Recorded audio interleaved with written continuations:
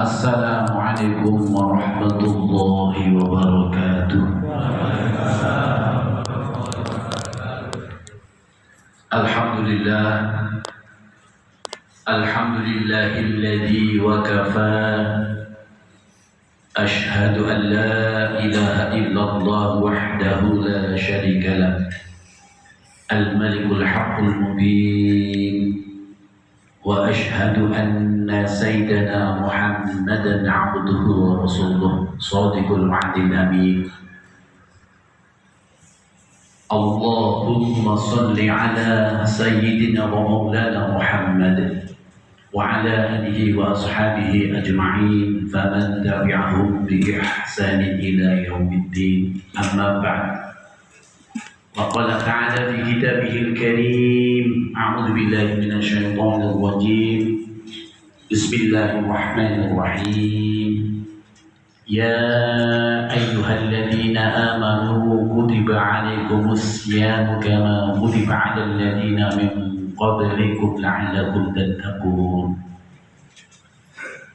صدق الله العظيم. وقال النبي صلى الله عليه وسلم: Man soma Ramadana imanan wa ihtisaban ghufira lahu ma taqaddama min dhanbi. Hadirin jamaah salat Isya dilanjutkan salat tarawih berjamaah rahimakumullah di Masjid Asasul A'mal rahimakumullah. Alhamdulillah kita diberikan keanugerahan oleh Allah Subhanahu wa taala di mana doa kita dikabulkan oleh Allah. Yang di dalam bulan Rajab kemarin kita berdoa, Allahumma barik lana fi Rajab wa Sya'ban wa ballighna Ramadan faghfir lana dzunubana. Ya Allah, kami mohon kepada Engkau supaya kami diberkahi di bulan Rajab, bulan Sya'ban, dan kami memohon supaya menjumpai di bulan Ramadan. Artinya doa kita dikabulkan oleh Allah Subhanahu wa taala sehingga kita bisa melaksanakan puasa di bulan Ramadan dan bersama-sama sholat berjamaah, sholat tarawih, artinya menghidupkan qiyamul lail di bulan Ramadan.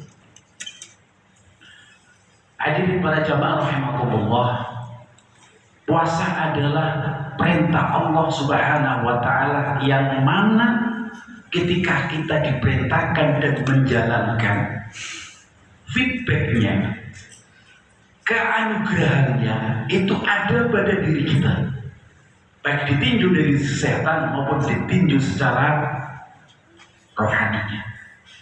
Artinya barang siapa yang berpuasa 1 bulan penuh, akhirnya secara kesehatan detoksifikasi racun yang ada di dalam tubuh kita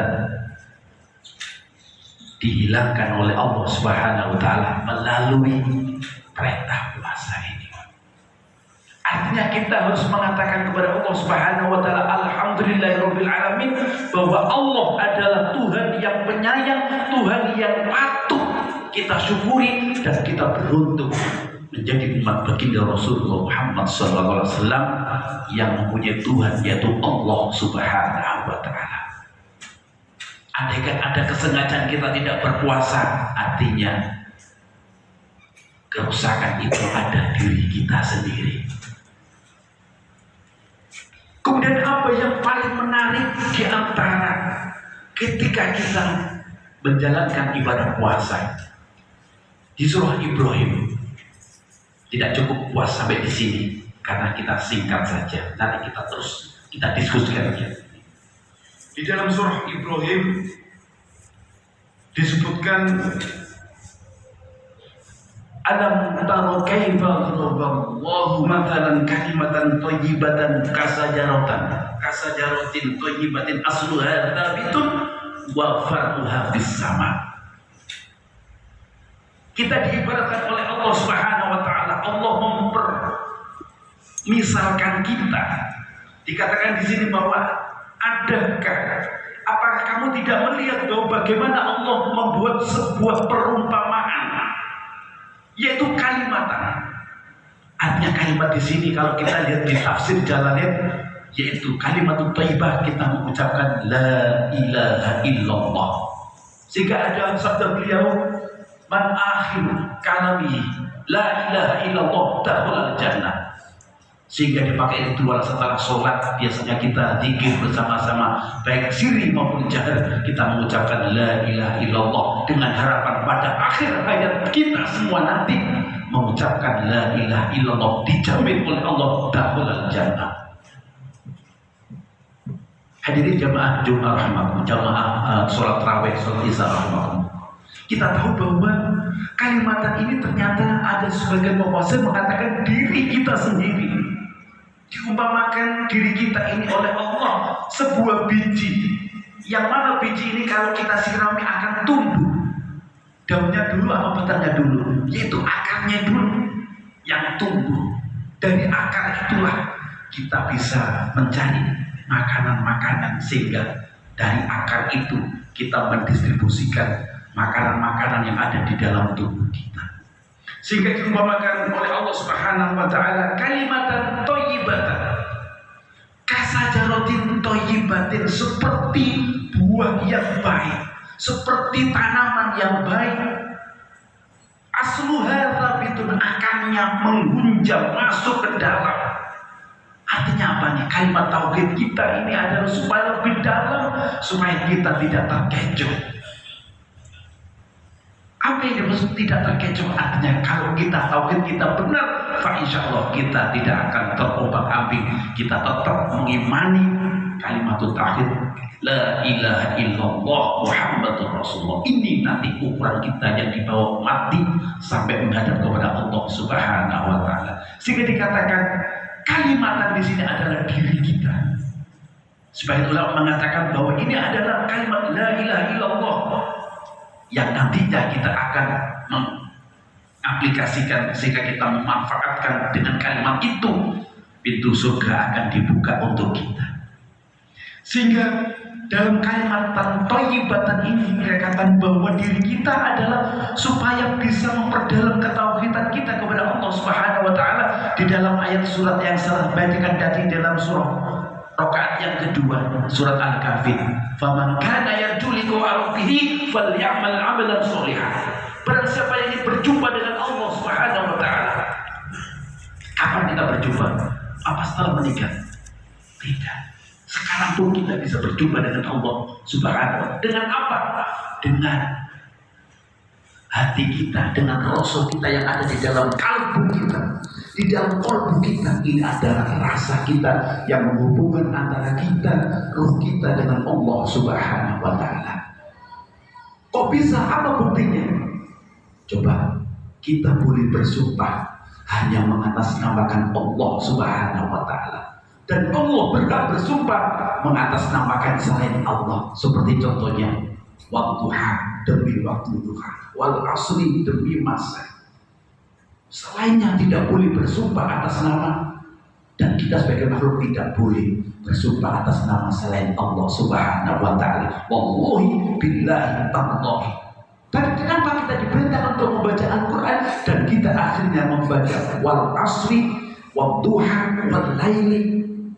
Artinya diri kita ada unsur, ada zat ruhani kita, sifat hayatnya Allah yang ada pada diri kita, sehingga kita diumpamakan kalimatun thayyibah, kalimat thayyibah, kasarojin kalimatin thayyibah. Artinya pada diri kita ada unsur sifat keilahian Allah Subhanahu wa taala, sehingga kita boleh mengatakan wallahi dengan mengucapkan wal asri, wal laili, wal duha, dan lain sebagainya. Berarti ada unsur keilahian Allah Subhanahu wa taala, sehingga pada saat kita kembali nanti kepada Allah Subhanahu wa taala, inna lillahi wa inna ilaihi rajiun. Apa yang kembali? Ruh kita yang telah ditanamkan di dalam jasad kita ini kembali nanti kepada Allah Subhanahu wa taala. Dan jiwa kita tidak langsung kembali, dan inilah jiwa kita nanti yang akan dihisab oleh Allah Subhanahu wa taala, sehingga awwalu ma yuhasabu bihil 'abdu yaumil qiyamati as-shalah. Dan awal hamba kita dihisab oleh Allah Subhanahu wa taala, jiwa kita yang dihisab oleh Allah, roh kita langsung kembali kepada Allah Subhanahu wa taala, tapi jiwa kita ditanyai, dihisab. Dan hisab yang pertama, sholat kita akan ditanyakan oleh Allah Subhanahu wa taala. Fa idza sholahat sa'iru amali, dan apabila sholat kita baik, maka seluruh amal kita dianggap baik oleh Allah Subhanahu wa taala. Tapi sebaliknya, fa idza fasadahu sa'iru amali, dan ketika amal sholat kita jelek, seluruh amal yang kita dianggap jelek oleh Allah Subhanahu wa taala. Oleh karena itu, Ramadan ini adalah pencucian dosa-dosa kita. 10 yang pertama, awalul rahmah, kesempatan kita untuk meraih ampunan Allah, kesempatan kita untuk supaya dikasih oleh Allah Subhanahu wa taala. Dan ketika kita dikasih oleh Allah Subhanahu wa taala, sehingga masuk pada tahap yang kedua, wa awsatuhu maghfirah. 10 yang kedua nanti kita dijanjikan oleh Allah akan ampunan Allah Subhanahu wa taala. Dan kalau kita istiqomah terus berpuasa di bulan Ramadan, wa akhiruhu ikum minannar, dan kita akan dibebaskan di nerakanya Allah Subhanahu wa taala. Tentunya ini tidak hanya retorika yang kita sampaikan, tapi mari kita diskusikan dan kita langsung action kapan detik ini. Bagaimana kita bisa menghubungkan diri kita kepada Allah Subhanahu wa taala pada saat sholat Allahu Akbar. Waktunya kita bermanja-manja kepada Allah Subhanahu wa taala. Tentunya sholat tidak harus kita keburu, tapi sholat itu adalah kita ngalem kepada Allah, kita rindu kepada Allah, kita manja kepada Allah. Sehingga para ulama mendefinisikan, mari supaya kita dianugerahi oleh Allah taufik, ridho, inayah, mahabbah, dan manjai pun sakit Allah Subhanahu wa taala. Dan yang terakhir, guru-guru kita mengajar kepada kita ada 4 golongan yang dirindukan di surganya Allah Subhanahu wa taala. Dari Quran, yang pertama orang yang selalu membaca Al-Quran, tentunya membaca dengan tajwid dan huruf Ibnu Quran. Contoh, alhamdulillahirabbil alamin, alhamdulillah, al-qamariyah, alhamdulillah, bin ketemu dalam ilhar syafaq lillah, termasuk lafaz Allah takid, Rabbil Rabbil al-alamin al-qamariyah, alamin matobi'ih, alamin ma'arid lisukun. Sudahkah kita paham itu? Kalau belum, mari kita belajar kepada para asatidz di masjid ini, kepada Ustaz Yani di masjid lokasi ini, supaya kita betul-betul bahwa Al-Quran itu adalah syafaat. Sabda baginda, iqra'ul Qur'ana fa innahu ya'ti yaumil qiyamati syafi'an li ashabi. Baca Al-Quran, karena Al-Quran itu akan bisa mengadvokasi diri kita sendiri ketika kita meninggal nanti. Yang mengkafani Al-Quran berwujud makhluk yang diciptakan oleh Allah Subhanahu wa taala, mengkafani, mensolati dan menguburkannya. Dan pada saat ini ditanya Munkar Nakir sebagai advokasi Al-Quran yang akan menghadap pertama, yang akan menjawab pertanyaan Munkar Nakir itu. Dan Al-Quran menyatakan bahwa aku menemani si fulan ini sampai Jannatul Naim, sampai ke surganya Allah Subhanahu wa taala. Membacanya seperti apa? Tentunya yang jawab dan berontak. Bagaimana menjawab? Dengan tajwid, dengan huruf Qurannya, dengan muskilatnya yang faham mengenai Al-Quran, baru Al-Quran itu mensyafati. Dan jangan sampai kita yang kedua, rubah qari'il Quran, banyak orang yang membaca Al-Quran, tapi dengan Al-Quran itu sendiri melaknati diri kita sendiri karena kita tidak membaca dengan bertajwid dan tidak menggunakan huruf Qurannya. Sedikit yang dapat saya sampaikan, mudah-mudahan supaya renungan kita semua, sudahkah kita membaca Al-Quran? Karena itu sebagai pembela kita nantinya. Tentunya kalau kita di dunia pasti akan menyewa pengacara, menyewa advokasi ketika kita berhadapan dengan hukum di Indonesia. Dengan singkat ini mudah-mudahan bermanfaat bagi kita semua. Akhirul kalam, subhanakallahumma wa bihamdika, asyhadu an la ilaha illa anta, astaghfiruka wa atubu ilaik. Wallahu muwaffiq ila aqwamit thoriq. Wassalamualaikum warahmatullahi wabarakatuh.